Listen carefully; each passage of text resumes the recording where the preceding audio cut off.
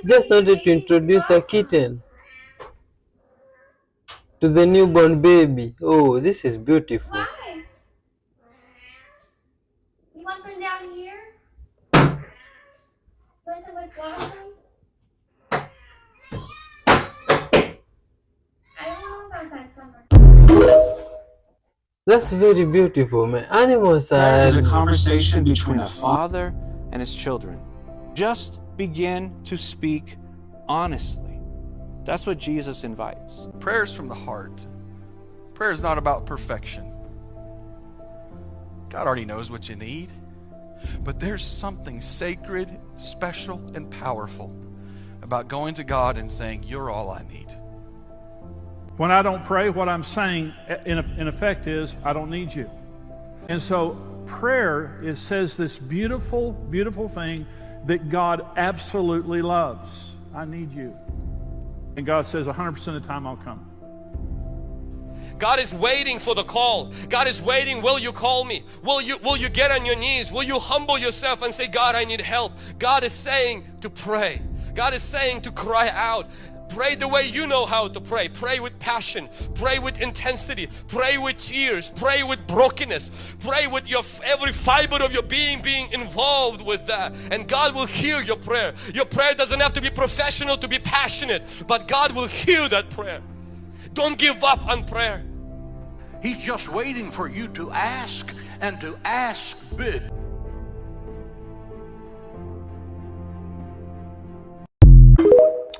Yo, prayer is the key to whatever name you used to call God. Without my hair on, which is crazy because millions of people have seen me without my hair on here online, but in my real life, it's a bit different. I was born with alopecia, so I have worn a wig every single day of my life since I was 6 years old. Once I started wearing wigs, that was my daily solution, and I never left the house without one.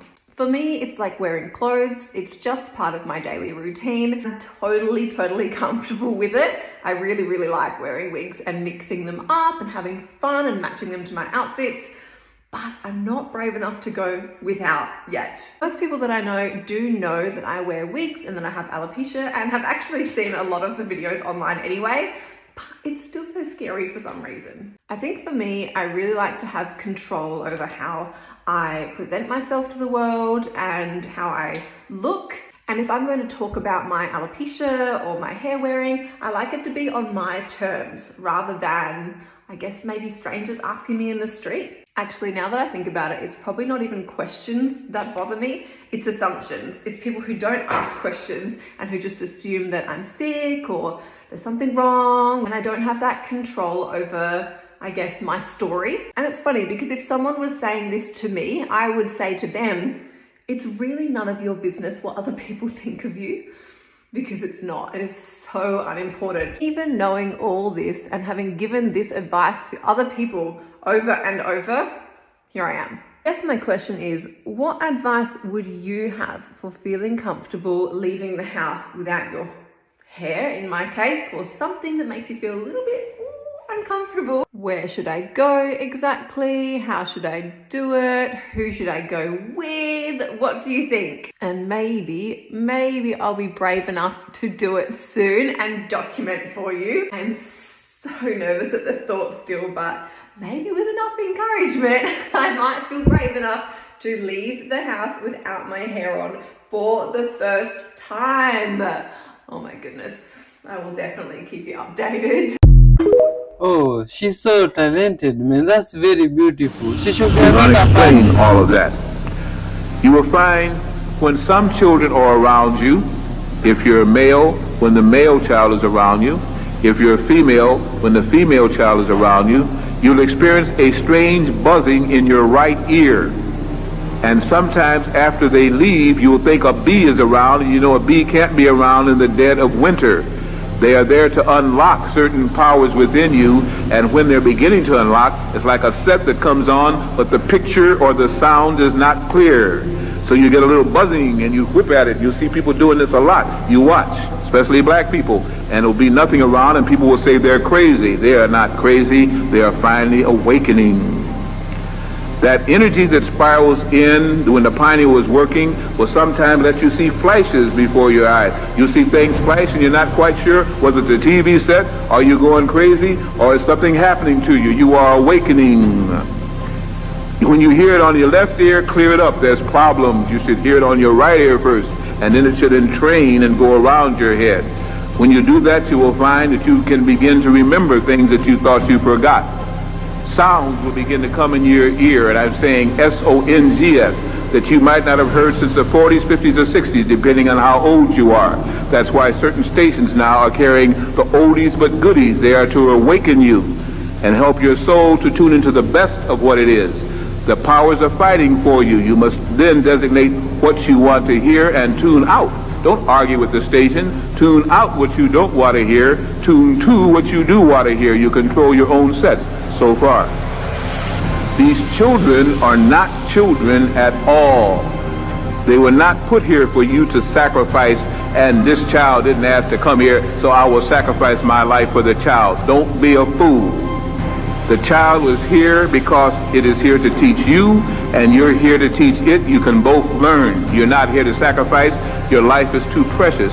Both of you are supposed to understand it may be your worst enemy that is now born amongst you, and it may be your best friend. It may have been your husband or wife. It is not at all a new soul, because any soul coming in since 1985, really I would say 1980, is an old soul. They are here to fight, but in a way that you don't even understand. They are here to reawaken you, to help get guidance, and they all must be centered. You cannot leave those souls alone. They did not come here to be left alone. If you leave them alone, they will come into the maturity of the animal body, and they will fight and kill. They have done it before. They will do it again. If you guide them, they will not be abused by computers. They master computers. In fact, it kicks in their neuron centers faster. The sounds that you hear on the air in rap, the rap is only the soul that is very angry, and it needs to be angry because it needs that strength of, again, the, the gland of fight and flight. Can't think of the gland right now I'm talking about. It needs that kind of a quickening and awakening. But it also needs a time for peace and quiet. And you will find once they go through that, they suddenly fall asleep, and they sleep very deeply, because that is also to bring balance. Children now are, again, your best friends, your worst enemies, or people in between, but they've known you before and you've known them before. When you conceived, both male and female, it was not an act of one. The way that you vibrated at the time of conception will bring forth the kind of soul that you called for at that time. If you were under drugs, the child will come through as a soul that could take that kind of vibration. If you were in love, the child will come through reflecting that manifestation, because that was what called it forth and made it tune in. If you were raped or you hated, it will reflect that. But whatever you had in your seed and in your womb and in your ovum and in the sperm cell, that is what soul was called forth at that time. But mark my word, none of these children are weak. These children are strong beyond belief, and they can take things that you could not take. That's why they chose this time of birth. They can be very good, they can be very bad, but they are not weak. They are strong. They were here for the final countdown.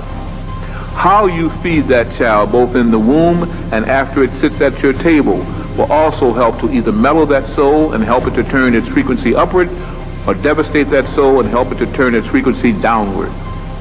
The battle for melanin-carrying children is on this planet. That's why you had the Atlanta child murders. That's why you had the penis tips of the boys cut off, as I talk about in the melanin wars, to extract the best form of orchic secretion and melanin to help enhance for the soulless ones, again, their ability to fight off diseases and imbalances brought on by the frequency change of our planet. You must protect them. What are the rewards of sharing your life with a child?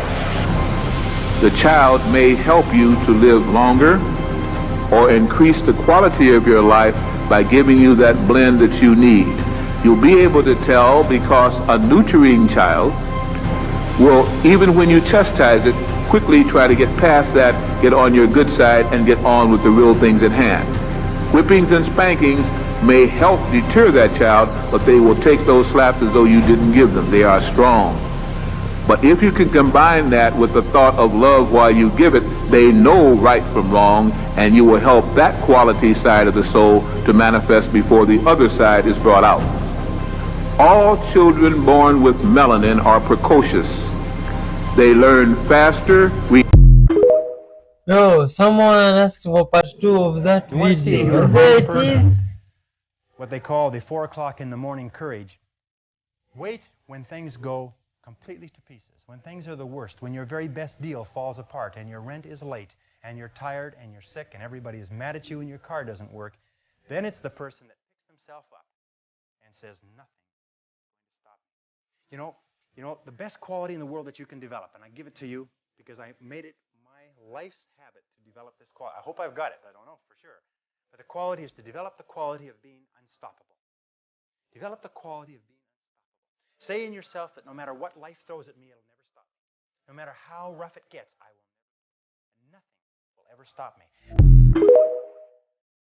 Oh, okay. That's now motivating. What's this?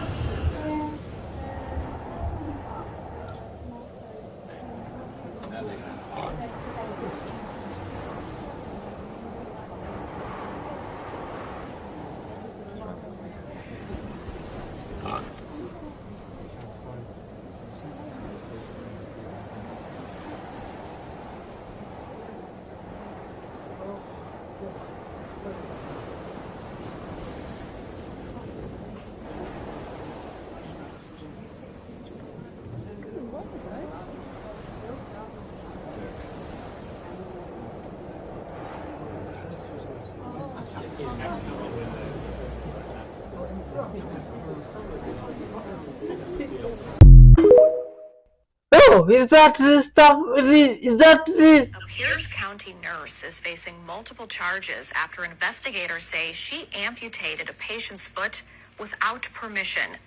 According to the criminal complaint, the investigation began after the patient died at the Spring Valley Health and Rehab Center. A medical examiner doing the autopsy called law enforcement officers because the 62-year-old man's foot was not attached to his body. The complaint says the man was brought to the center in March after he fell and had severe frostbite on his feet. Mary Brown, who was a nurse at the center, is charged with elder abuse. She told investigators she cut off his right foot to help alleviate his pain. She admitted she didn't have a doctor's permission to remove the foot.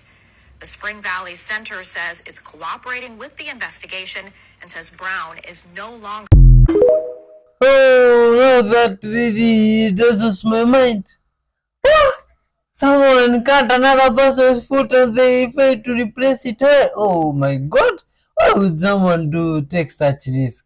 Maybe it was just out of love trying to help, but what? It still does my mind.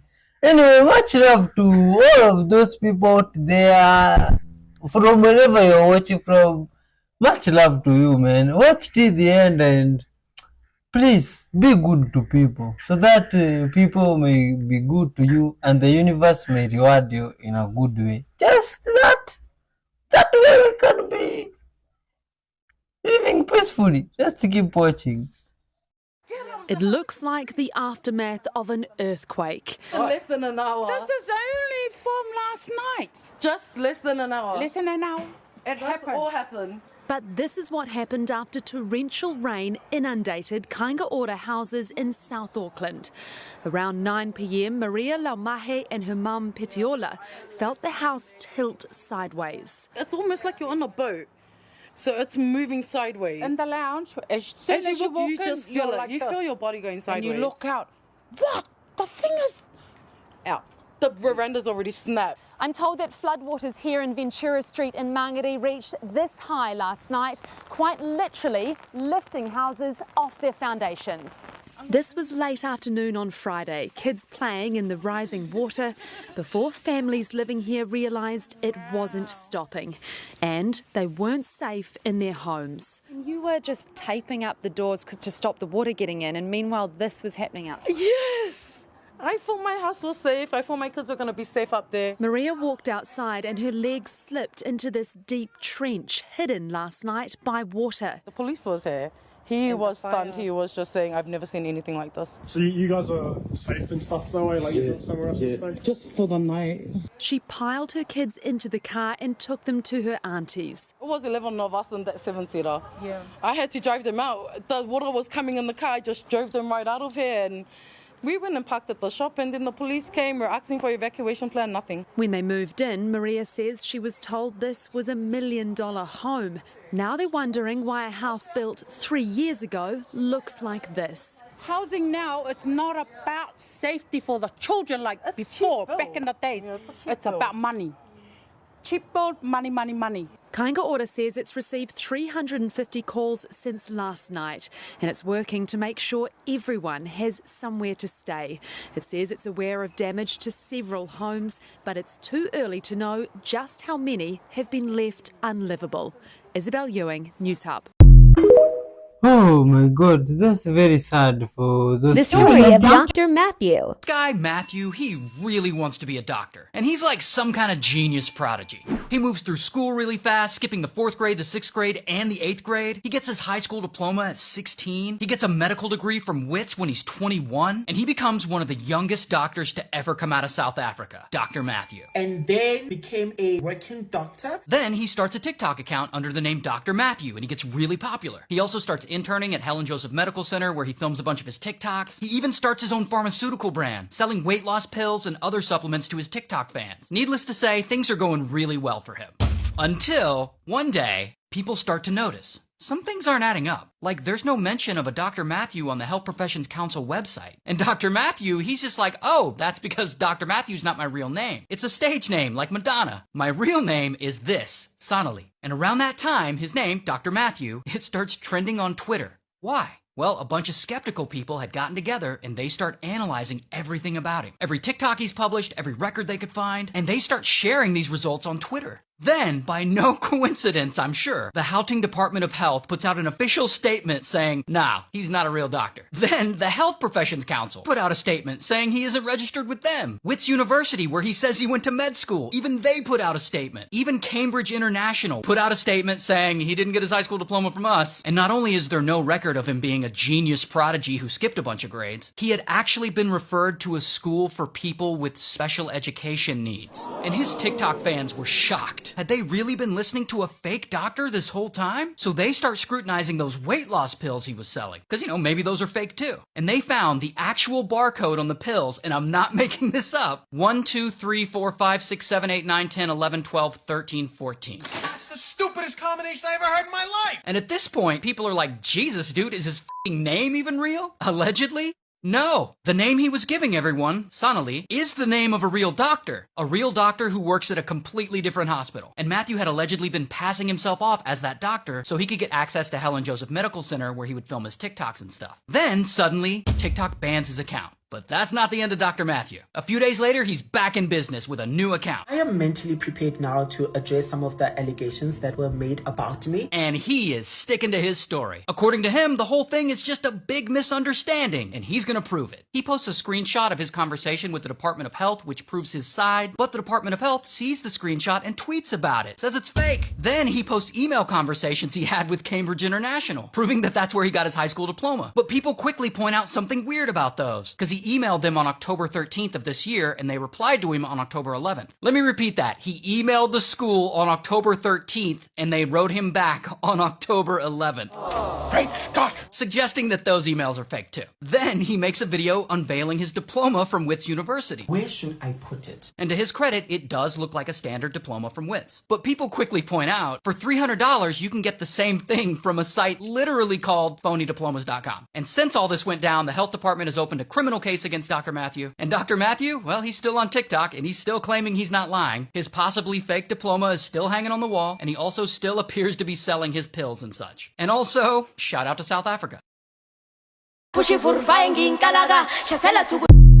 You see, that guy has been arrested and we have footages of him even being interrogated. But you see, we are good vibes people and we wouldn't want to expose that because we also believe in forgiveness so that we can spread peace. Oh, how is it?